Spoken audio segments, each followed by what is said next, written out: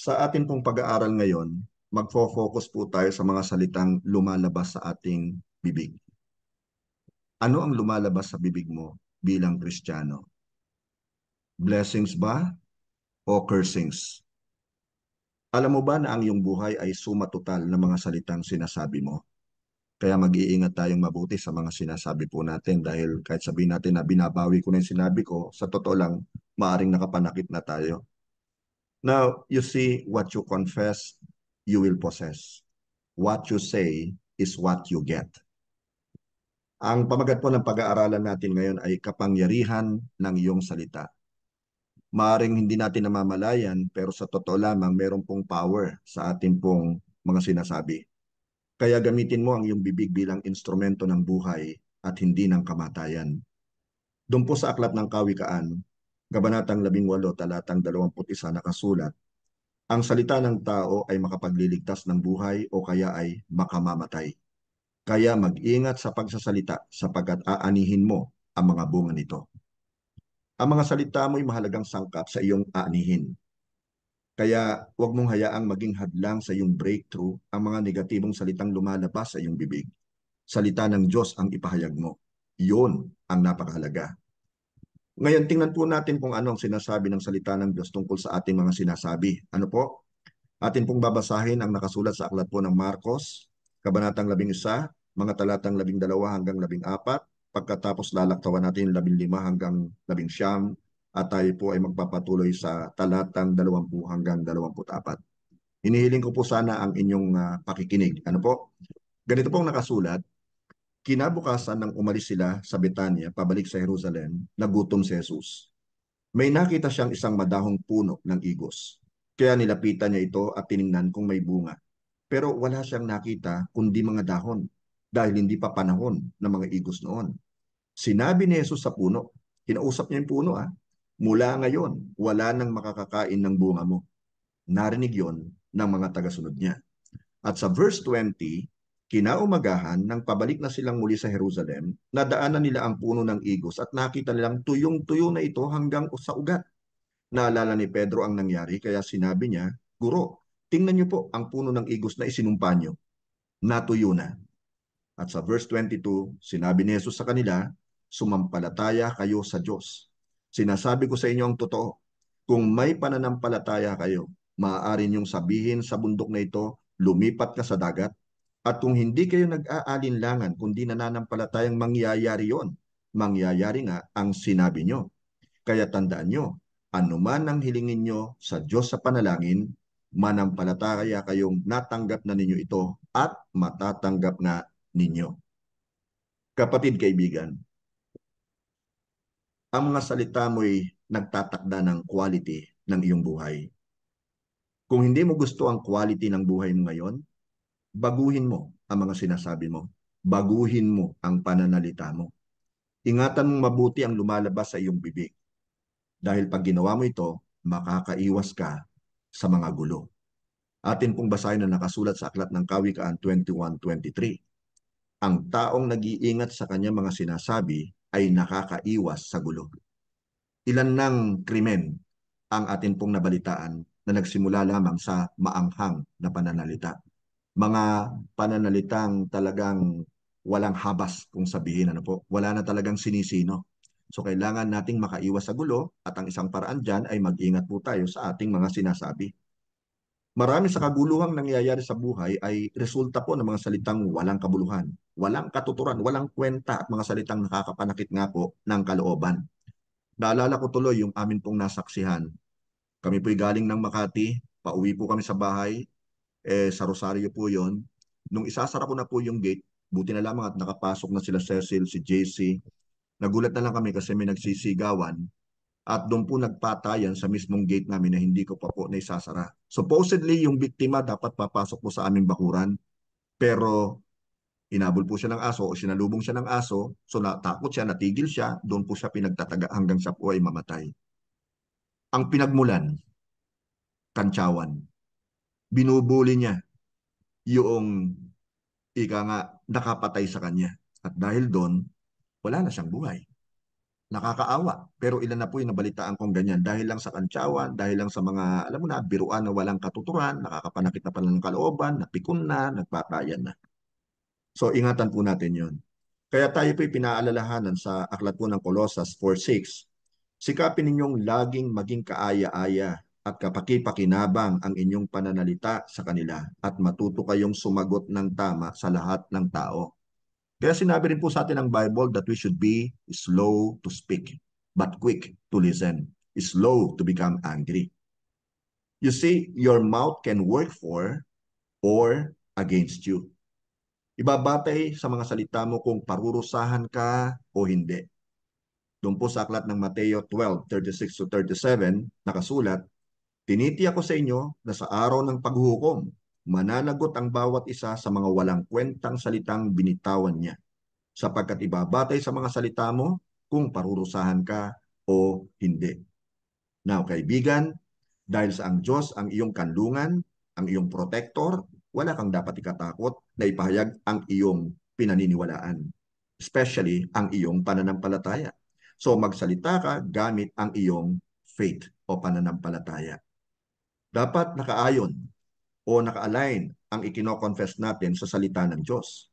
Kung inaasahan natin na mangyayari ang sinasabi natin, sabihin mo sa iyong katabi ngayon, kapatid, kung may katabi ka dyan, kapag nagsalita ako, makikita ko ang manifestation. Kapag hindi ka nakikiisa sa Diyos, hindi rin magiging aligned ang salita mo sa kalooban ng Diyos. Tama?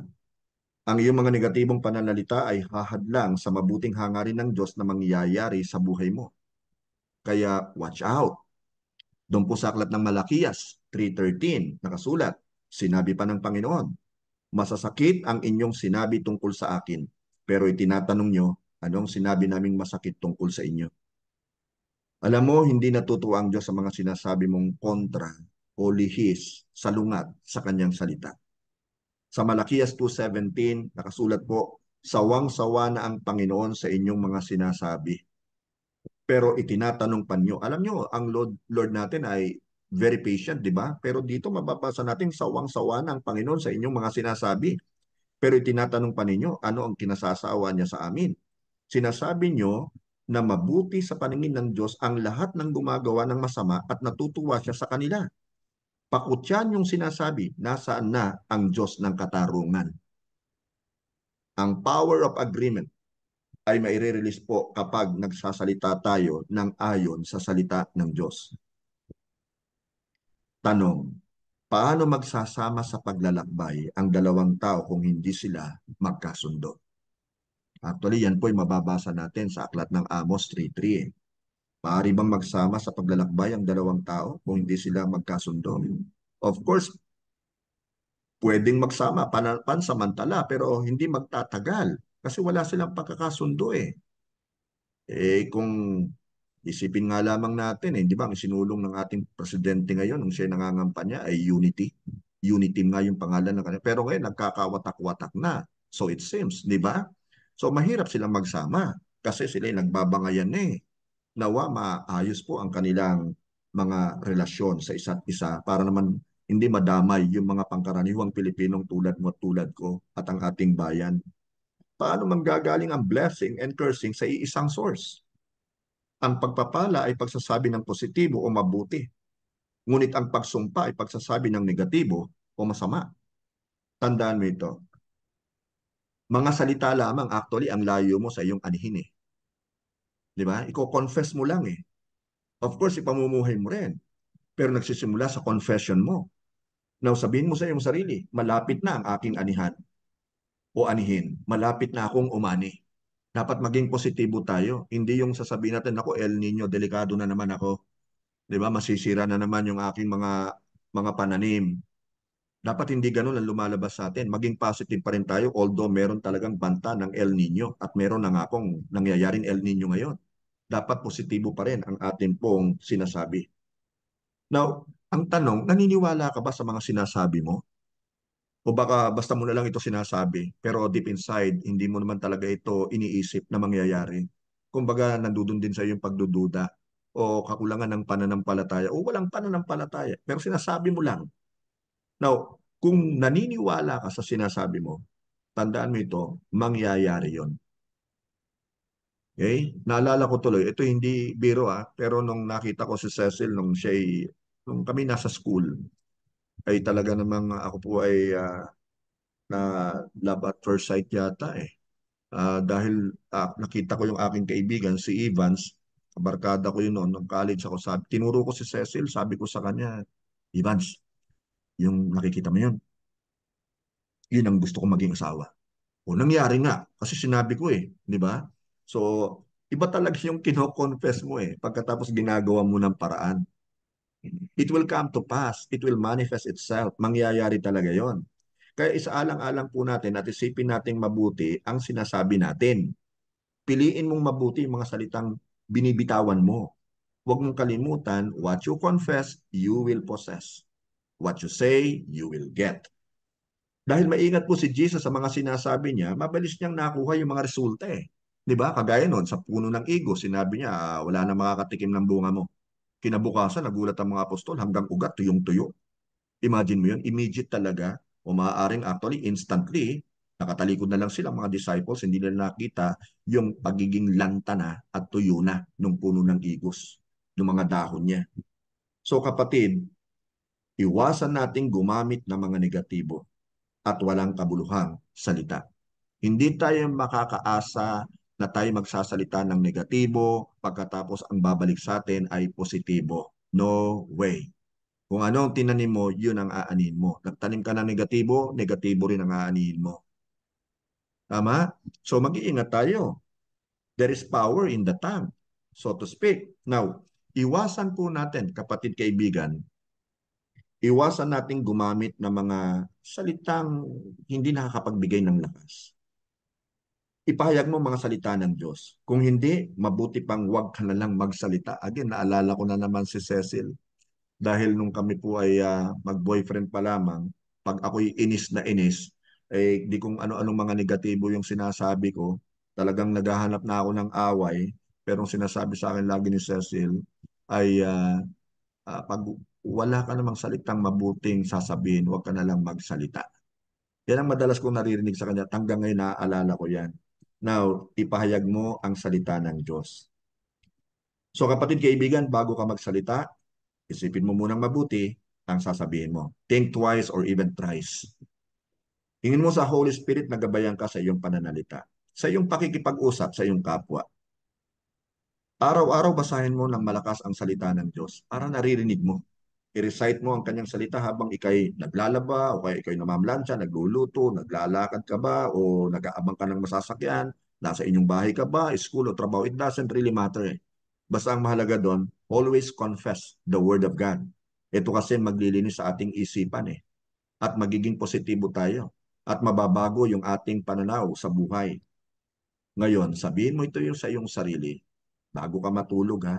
Kung maaari nga, araw-araw sabihin mo ito sa iyong sarili. Pagkagising mo, sabihin mo ito after praying to the Lord eh. Ang sasabihin mo, ako'y pinagpala. I am blessed. Ako'y isang champion. Ako'y more than conqueror. Ako'y overcomer. Ako'y ulo at hindi buntot. Ako'y victorious at hindi talunan. Ako'y pinili at hinirang ng Diyos. Ako'y anak ng Diyos. And so on and so forth. Lahat ng mga positive things na mababasa natin sa Biblia na po pwede nating i-apply sa ating sarili, then confess it. Para nang sa ganun, nababago talaga yung pananaw mo kasi yun ang lagi mong naririnig eh. Kumbaga, pinapangaralan mo ang iyong sarili. Nagpipreach ka na sa iyong sarili eh. Binabago mo na talaga yung buhay mo eh. So, maging positive po tayo sa atin po mga sinasabi dahil merong kapangyarihan sa ating mga salita. Amen? Maging sa pakikipag-usap natin sa mga unbelievers, kailangan talaga seasoned with salt. Dapat talaga sa pag-share natin ng Word of God, nandun talaga yung ating, kumbaga, kagustuhan, yung passion natin na malaman nila yung kahalagaan na sila'y maligtas at malayo sila sa impyerno at sila ay makaakyat sa langit at makapiling ang ating Diyos na buhay ng walang hanggang panahon. Diba? Dapat yun ang naririnig sa atin na tayo ay full of encouragement. Nag-encourage tayo, nagbi-build up tayo at hindi tayo nagta-tear down. Hindi tayo nagde-destroy. Gawain niya ng kalaban. Diba? So dapat ang naririnig sa atin, everything na makakapagbigay sa kanila ng encouragement, ng tapang, ng lakas ng loob, especially para harapin ang mga pagsubok sa buhay na ito. Amen? So let's pray. Heavenly Father, kami po ay nagpapasalamat sa gabing ito sa pagtuturo mo sa amin through your blessed Holy Spirit. We thank you, my Lord. At nawa, Panginoon, mabago na talaga ang aming pagsasalita, pananalita, pakikipag-usap. Salamat po, O Diyos, pagpalain mong bawat isa sa amin at patuloy mo kaming gabayan sa amin pong gagawing short meeting, O God. And in Jesus' name we pray. And all of the people of God say, Amen and Amen and Amen.